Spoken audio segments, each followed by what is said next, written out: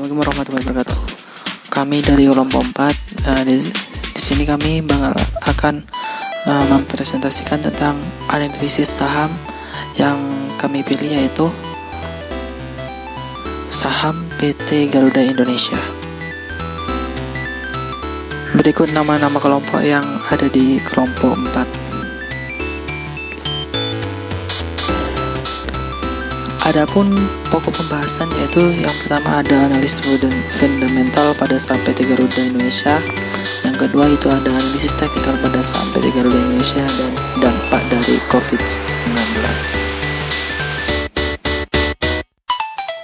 Yang pertama ada analisis fundamental. Analisis fundamental ini merupakan metode analisa yang digunakan untuk mengamati kondisi fundamental suatu negara, perusahaan, dan hal-hal lainnya yang mempengaruhi nilai mata uang suatu negara atau saham, baik secara langsung maupun tidak langsung. Dalam analisis fundamental ini yang dilakukan, yang pertama ada analisis makro, yang kedua ada analisis industri, yang ketiga ada analisis perusahaan. Analisis ekonomi makro. Analisis ini digunakan untuk mengevaluasi mata uang, obligasi, komoditas, dan indeks saham. Di level makro, analisis ini meliputi faktor-faktor yang mempengaruhi ekonomi secara keseluruhan. Contohnya yang termasuk yaitu suku bunga, inflasi, tingkat pertumbuhan, terus ketenagakerjaan, politik, dan sentimen nasional.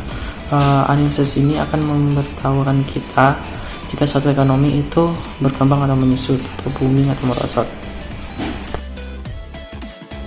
Variabel ekonomi makro. Kemampuan investor dalam memahami dan meramalkan kondisi ekonomi makro di masa datang akan sangat berguna dalam pembuatan keputusan investasi yang menguntungkan. Untuk itu, seorang investor harus memperhatikan beberapa indikator ekonomi makro yang bisa membantu mereka dalam memahami dan meramalkan kondisi ekonomi makro. Beberapa variabel makro yang perlu diperhatikan oleh investor yaitu suku bunga. Kenaikan tingkat suku bunga akan meningkatkan simpanan serta mengurangi investasi dalam pengeluaran, yang akan menyebabkan melambatnya ekonomi. Yang pertama itu suku bunga yang lebih tinggi, berarti permintaan terhadap mata uang meningkat karena orang-orang menjual mata uang dengan suku bunga lebih rendah untuk membeli mata uang yang suku bunga lebih tinggi.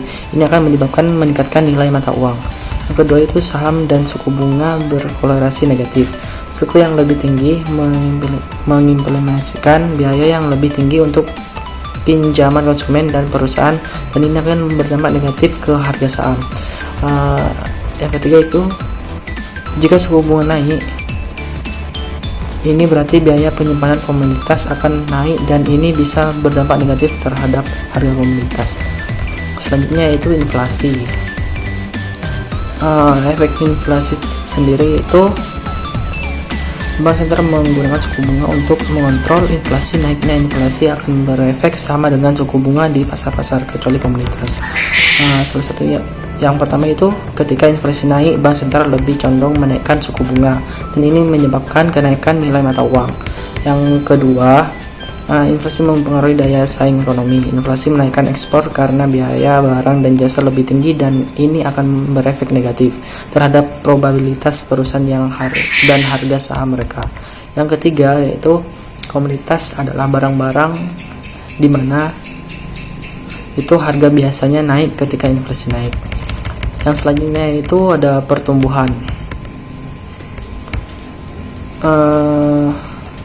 Pertumbuhan mengukur kesehatan ekonomi melalui naik produksinya barang dan jasa, dan bisa dimonitor melalui indikator berikut seperti GDP, neraca perdagangan internasional, penjualan retail, efek pertumbuhan pasar. Efek pertumbuhan itu, pertumbuhan ekonomi adalah indikator yang paling diperhatikan karena memungkinkan standar hidup, kenaikan pendapatan pajak, dan membantu menciptakan lapangan pekerjaan baru, dengan anggapan bahwa hal lainnya yang sama. Produksi dan pemasukan yang lebih tinggi akan meningkat pendapatan pemerintah dan meningkatkan nilai mata uang. Selanjutnya yaitu pengangguran. Efek dari pengangguran ini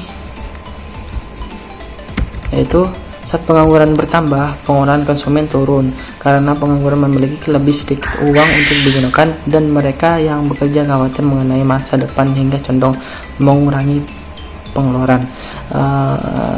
Ketika ada tingkat pengangguran yang tinggi, pertumbuhan ekonomi tertahan dan permintaan turun sehingga ini dapat berujung depresiasi nilai mata uang. Kenaikan pengangguran bisa menyebabkan penurunan tingkat pengeluaran konsumen yang merugikan bisnis dan mendorong harga saham turun. Efek yang sama dapat dilihat berbagai harga komoditas karena permintaan menurun oleh tingkat produksi yang lebih rendah. Selanjutnya itu kestabilan politik. Efek dari ini yaitu yang pertama, keyakinan yang menurun dan meningkatnya ketidakpastian menyebabkan penurunan nilai mata uang. Yang kedua, untuk saham ini juga berakibat negatif terhadap bisnis karena harga saham menurun. Yang ketiga itu begitu pula mayoritas komoditas dan penurunan nilai yang terjadi saat risiko politik naik, kecuali emas yang berperan sebagai safe haven saat tidak ada kepastian. Selanjutnya yang terakhir yaitu sentimen. Efek dari sentimen ini sendiri yaitu optimisme akan mengarahkan investor untuk mengantisipasi pertumbuhan ekonomi di masa depan dan pada gilirannya akan meningkatkan permintaan mata uang domestik. Yang kedua yaitu sentimen investor berkorelasi positif dengan imbalan saham. Sentimen optimis investor memiliki efek positif terhadap imbal saham karena konsumen yang percaya bahwa ekonomi akan berkembang akan berinvestasi di saham bisnis yang memiliki potensi pertumbuhan. Pada akhirnya, ini juga mendorong permintaan komoditas yang kemudian condong terdepresiasi secara nilai. Selanjutnya itu perubahan siklus ekonomi. Dalam hal ini, investor harus bisa meramalkan kapan siklus ekonomi akan mencapai titik baliknya, baik titik puncak maupun titik terendah, sehingga investor bisa membuat keputusan tentang harga saham yang tepat serta tindakan apa yang sebaiknya dilakukan investor tentang saham tersebut. Perubahan variabel ekonomi makro. Pengamatan terhadap perubahan beberapa variabel indikator ekonomi makro dipercaya bisa membantu investor dalam meramalkan apa yang akan terjadi pada perubahan pasar modal. Selanjutnya ada analisis industri. Analisis industri ini digunakan untuk melihat kondisi dari suatu industri, apakah industri tersebut berada pada tahap pertumbuhan atau growth stage, pada tahap peningkatan maturity stage, atau tahap penurunan decline, dan bagaimana dampaknya bagi keuntungan perusahaan tersebut. Dalam analisis industri dapat dilakukan dengan dua tahap. Tahap yang pertama ada analisis daur hidup produk. Perusahaan yang go public adalah perusahaan yang telah melewati fase pengenalan. Dan dalam analisis industri ini terbagi menjadi 3 fase, yaitu yang pertama ada fase pertumbuhan. Pertumbuhan penjualan pada fase pertumbuhan ini relatif lebih tinggi, walaupun lebih rendah daripada fase pengenalan. Pada fase ini ditandai bahwa produk sudah diterima di pasar dan dikonsumsi oleh masyarakat. Yang kedua ada fase dewasa.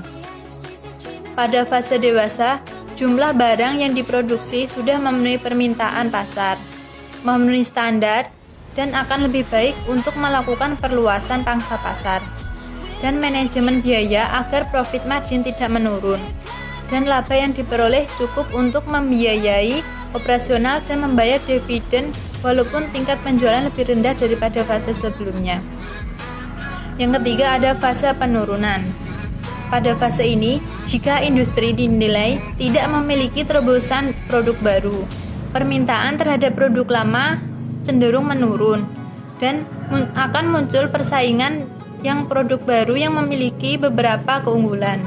Maka permintaan terhadap produk industri ini akan semakin berkurang dan penjualan juga akan semakin menurun. Yang kedua, ada analisis siklus bisnis.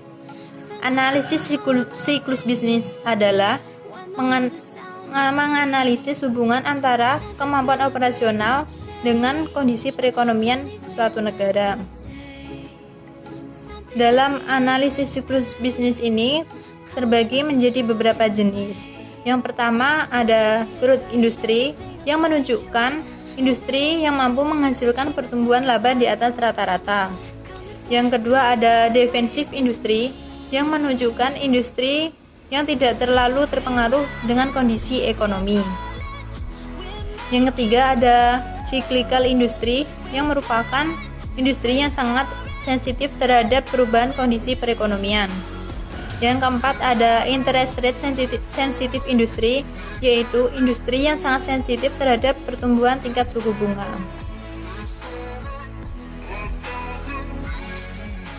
PT Garuda merupakan industri yang bergerak di bidang jasa, tepatnya pada sektor transportasi dan subsektor angkutan udara. Sektor transportasi tidak bisa lepas dari keberlangsungan aktivitas masyarakat setiap harinya. Dengan begitu, transportasi diperlukan setiap hari oleh masing-masing individu, baik itu transportasi umum maupun transportasi pribadi.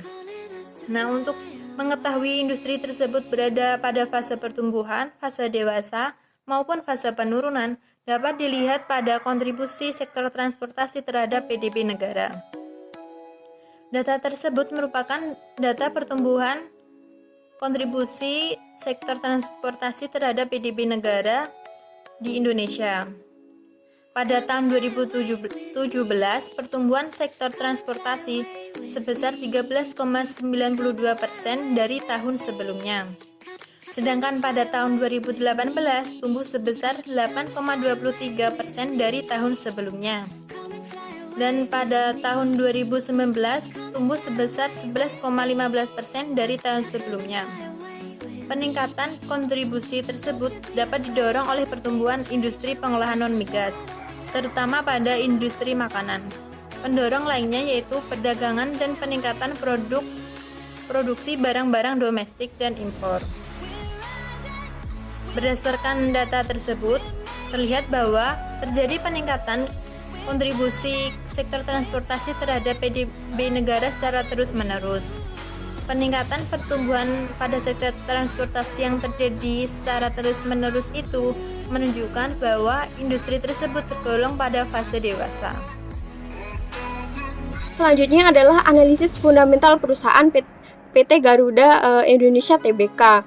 Kami memilih PT Perusahaan Garuda Indonesia sebagai perusahaan yang salah satu kami pilih, di mana analisis perusahaan merupakan bagian dari analisis fundamental. Dengan hal ini dapat digunakan untuk mengetahui informasi yang terkait tentang perusahaan PT Garuda Indonesia Tbk. Dalam konteks ini kami akan menggunakan analisis fundamental dengan pendekatan top bottom up yang dari tadi sudah disampaikan, yaitu dimulai dari analisis ekonomi, lalu ada industri, sektor, dan perusahaan. Kemudian di dalam analisis fundamental perusahaan, maka kita perlu melihat laporan keuangan sebagai analisis kondisi dan kinerja suatu perusahaan. Laporan keuangan itu sendiri merupakan hasil dari pencatatan perusahaan yang dapat diinformasikan secara luas. Dalam hal ini ada sebuah istilah rasio keuangan yang dimana dapat digunakan untuk membandingkan sebuah perusahaan, diantaranya dalam profitabilitas terdiri dari profit, ROA, dan ROE. Kemudian sedangkan rasio utang terdiri dari DER dan rasio pasar terdiri dari PAR dan PBR, di mana profitabilitas dan rasio utang merupakan fundamental yang menganalisis baik atau tidaknya hasil yang dianalisis untuk menyatakan kondisi perusahaan. Sedangkan rasio perusahaan untuk mengetahui harga saham merupakan hasil dari harga saham perusahaan tersebut mahal atau tidaknya. Kemudian ada EPS. EPS adalah singkatan dari earning per share atau laba saham. EPS dapat indikasikan baik jika nilainya positif. Semakin besar EPS, maka nilainya semakin baik. IPS didapat dari laba bersih dibagi dengan jumlah saham. IPS Garuda Indonesia sendiri jumlahnya yaitu 81,15. Artinya dapat diindikasikan baik. Kemudian di sini ada PER. PER merupakan price to earning ratio. Perbandingan antara saham dengan IPS dengan asumsi murah atau mahal. PER dikatakan baik jika nilainya kurang dari 10. Semakin tinggi maka semakin mahal. PER didapat dari harga saham dibagi dengan IPS. PER pada PT Gia ini pada tahun 2019 pada kuartal 2 itu menghasilkan PER sebesar 4,14. Artinya hasil PER pada PT Garuda Indonesia dapat dinyatakan baik dan menarik untuk diinvestasikan atau investasi pada jangka panjang karena PER-nya kurang dari 5 dan artinya kurang dari 10. Kemudian ada DER. DER merupakan rasio perbandingan antara uang dan modal, di mana dengan utang risiko dari sebuah kebangkrutan itu rendah karena kebangkrutan ini dapat menyebabkan mengurusnya dividen. Nilai baik jika diindikasikan hasil kurang dari 100%. DER didapat dari utang dibagi dengan modal. PT Gia sendiri memiliki DER sebesar 38,9%, yang dimana dapat dikatakan baik karena nilainya sebesar 38,9%, yang artinya kurang dari 100%. Kemudian di sini ada PBBS, di mana dapat kita asumsikan sebagai book value per share.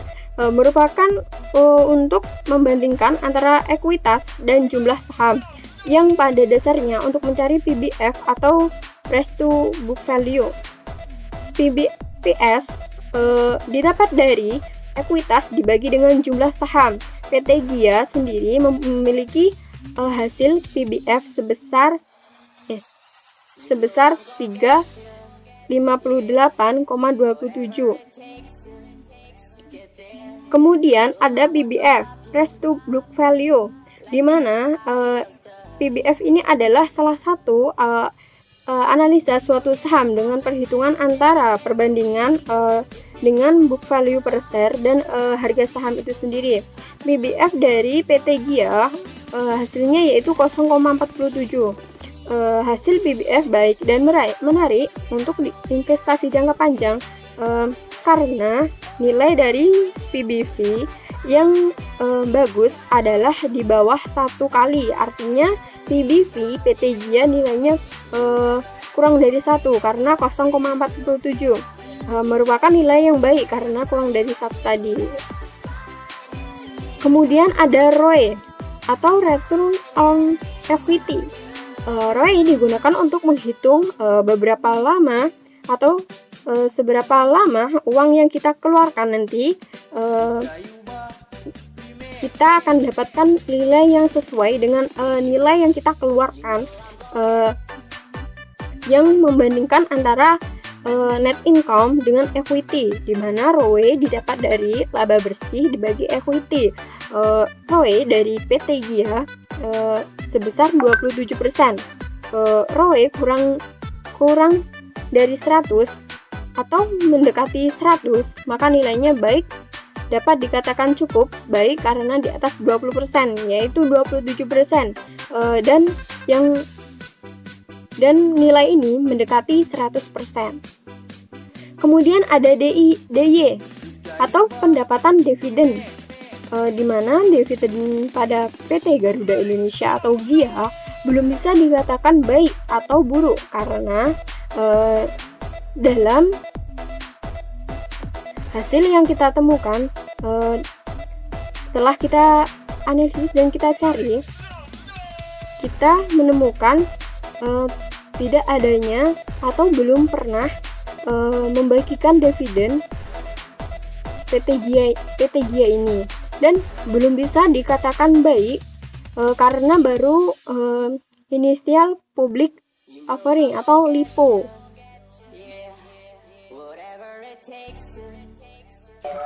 Analisis teknikal saham PT Garuda Indonesia. Sebelumnya yang dimaksud dengan analisis teknikal yaitu teknik analisa yang digunakan untuk menganalisa fluktuasi harga dalam rentan waktu tertentu. Dari pergerakan harga tersebut, trader dapat mengamati pola-pola tertentu yang dapat digunakan untuk dasar melakukan pembelian dan untuk dasar melakukan penjualan saham. Jadi pada umumnya analisis teknikal ini digunakan trader untuk mendapatkan atau yang ingin memanfaatkan fluktuasi harga untuk mendapatkan keuntungan dan untuk meningkatkan keuntungan. Nah, analisis teknikal di sini digunakan pada semua produk keuangan yang memiliki data harga, mulai dari saham, forex, komoditas, future, dan lain sebagainya.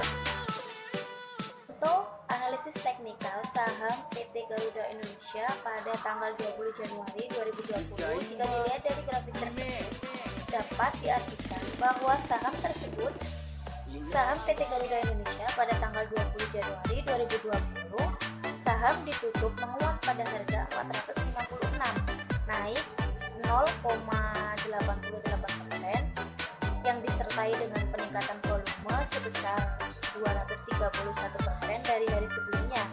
Nah, jika dilihat dari berdasar indikator stokastik saham ini berada pada area oversold, di mana garis tersebut di bawah 20 level 20.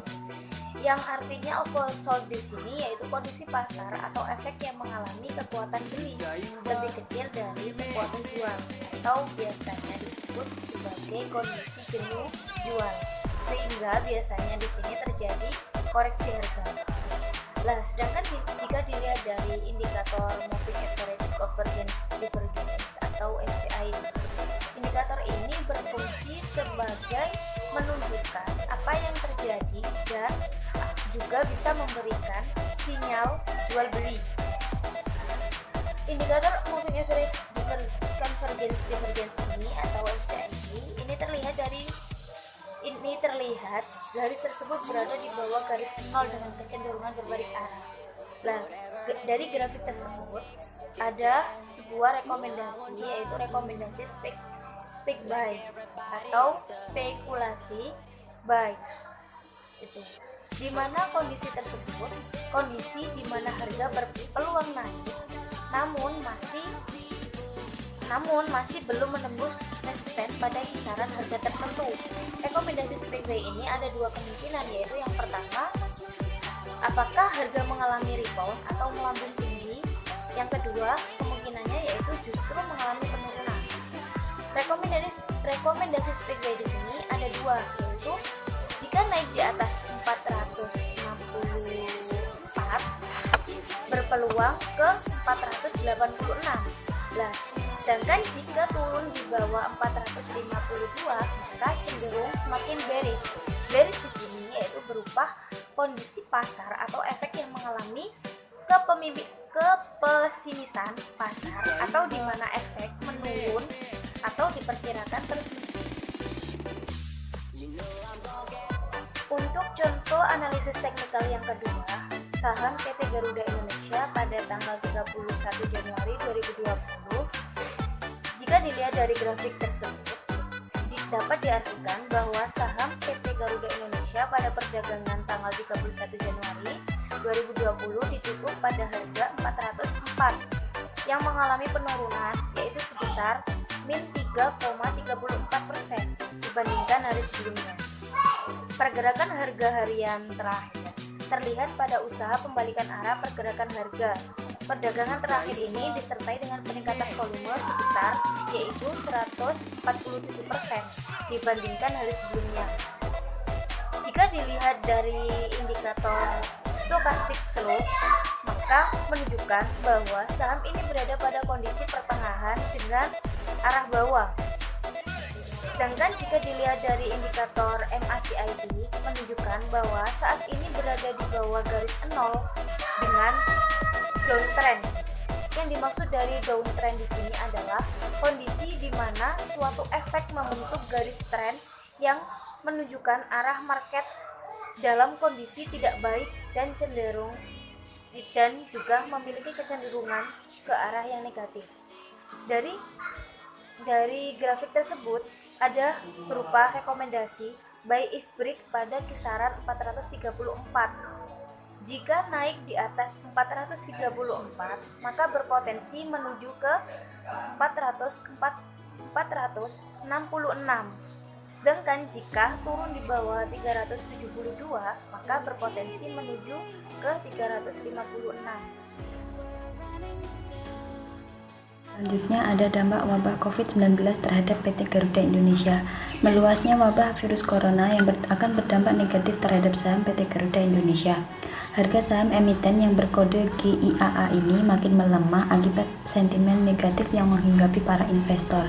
Dapat dilihat dari grafik di atas. Jika dilihat per hari dari pertama diumumkannya corona di Indonesia pada tanggal 2 Maret kemarin, IHSG PT Garuda Indonesia mengalami kemerosotan atau penurunan.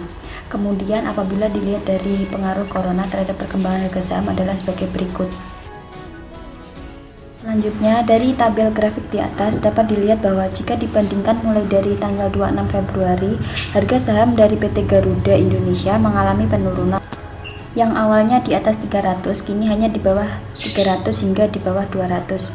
Dari hari ke hari jika dilihat sempat mengalami kenaikan di tanggal 4 Maret 2020, namun tidak memiliki kenaikan banyak. Kemudian di tanggal 6 Maret menurun hingga tanggal 27 April 2020.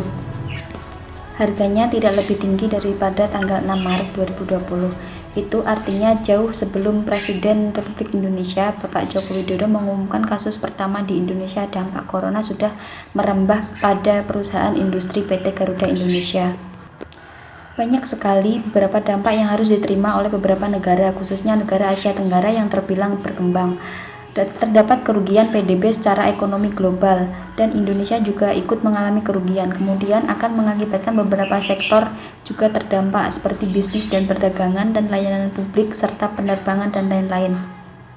Karena pemerintah negara mengalami berbagai kerugian dan pengeluaran, namun pendapatan menurun karena lockdown hingga penutupan berbagai jalur penerbangan di beberapa jumlah wilayah yang mayoritas pendapatan berasal dari hal tersebut. Selain itu, adanya inflasi yang menyebabkan nilai tukar melemah juga bisa mengakibatkan terjadinya penurunan harga suatu saham perusahaan, di mana laba, pendapatan, dan hutang merupakan hal sangat berpengaruh untuk menentukan di mana seseorang harus berinvestasi. Serta hal tersebut juga dapat mengukur tingkat kinerja perusahaan. PT Garuda Indonesia dalam hal ini tidak lepas ikut berdampak karena sebagai bagian dari sebuah industri yang menawarkan saham dan sebagai penyedia fasilitas umum. Dari pemaparan materi di atas dapat diambil kesimpulan bahwasanya PT Garuda Indonesia adalah salah satu perusahaan PT yang bergerak di bidang jasa penerbangan.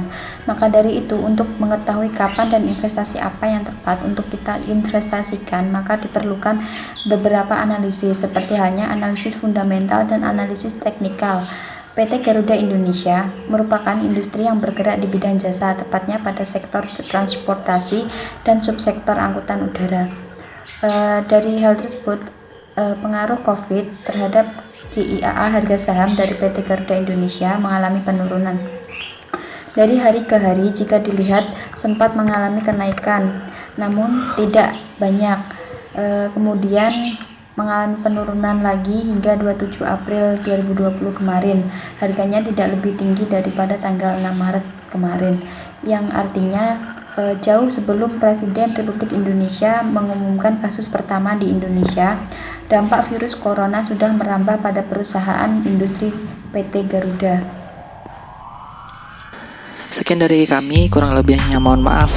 Apabila ada pertanyaan atau yang kurang jelas bisa dipertanyakan via grup WA. Sekian dari kelompok kami. Assalamualaikum warahmatullahi wabarakatuh.